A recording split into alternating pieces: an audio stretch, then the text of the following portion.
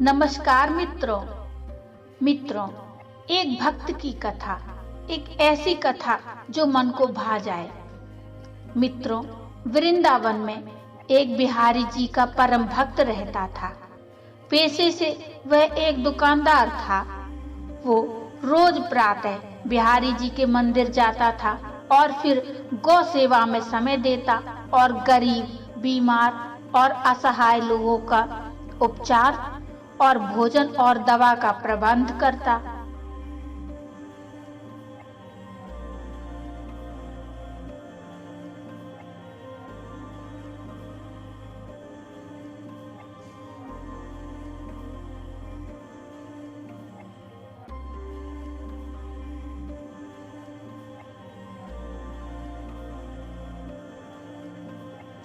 और उसने उस बात को जीवन मंत्र बना लिया था।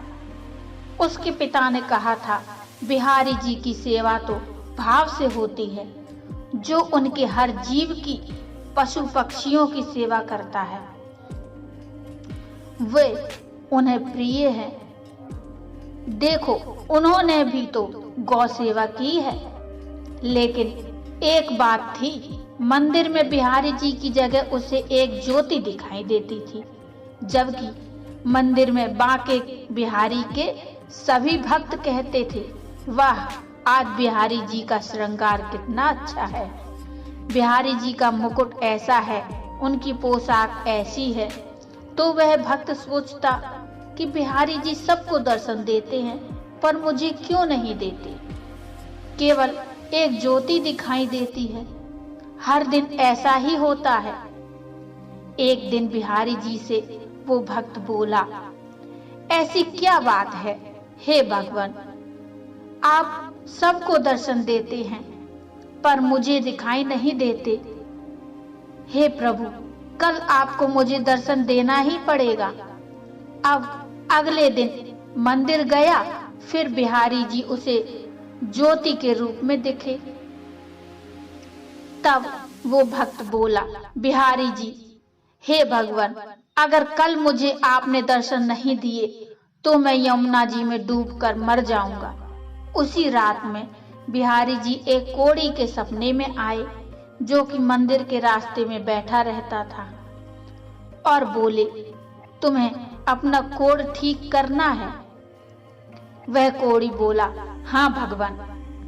तो बिहारी जी बोले, तो ठीक है, कल यहाँ से मेरा एक भक्त निकलेगा, तुम उसके चरण पकड़कर उससे विनती करना और तब तक मत छोड़ना जब तक वह ये ना कह दे कि बिहारी जी तुम्हारा कोढ़ ठीक कर दे। कोढ़ी बोला, पर प्रभु, वहां तो रोज बहुत से भक्त निकलते हैं, मैं उन्हें कैसे पहचानूंगा? भगवान ने कहा, जिसके पैरों से तुम्हें प्रकाश निकलता दिखाई दे, वही मेरा सच्चा भक्त होगा। अगले दिन वह कोढ़ी रास्ते में बैठ गया। जैसे ही वह भक्त वहां से निकला, उसने उस भक्त के चरण पकड़ लिए और बोला, पहले आप कहो कि मेरा कोढ़ ठीक हो जाए। वो भक्त बोला, मेरे कहने से क्या होगा, आप मेरे पैर छोड़ दीजिए।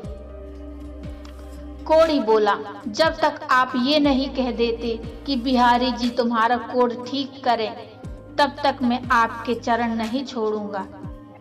अब भक्त वैसे ही चिंता में था कि बिहारी जी दर्शन नहीं दे रहे, ऊपर से ये कोढ़ी पीछे पड़ गया। तो वह भक्त झुंझलाकर बोला, अच्छा ठीक है, जाओ, बिहारी जी तुम्हारा कोढ़ ठीक करें।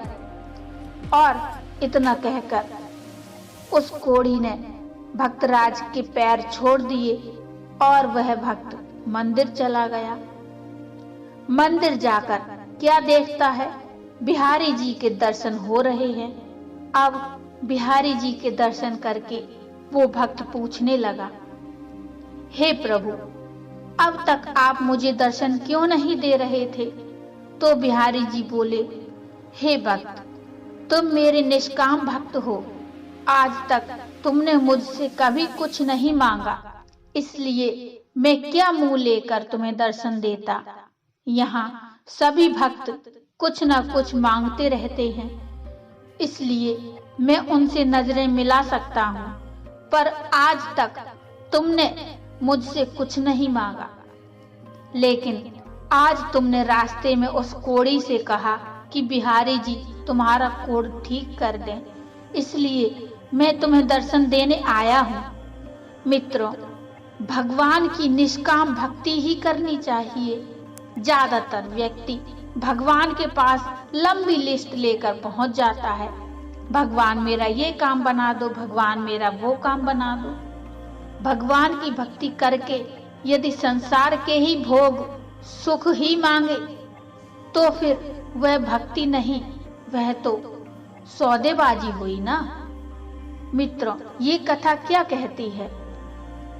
जो सबसे बड़ी परमात्म सेवा उनकी है जो वास्तव में बेबस और लाचार हैं। असहाय और दुखियों की निस्वार्थ सेवा ही इस जगत की सबसे बड़ी सेवा है।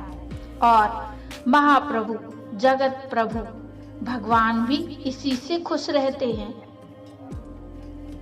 मित्रों, ये कहानी आपको कैसी लगी ये मुझे कमेंट में बताइए। कहानी यदि अच्छी लगी हो तो लाइक करिए और चैनल को सब्सक्राइब कर लीजिए। ऐसी ही मनमोहक और भक्ति में कहानियाँ सुनने के लिए मिलते हैं फिर एक और नई कहानी के साथ। तब तक के लिए जय श्री कृष्णा, जय बांके बिहारी।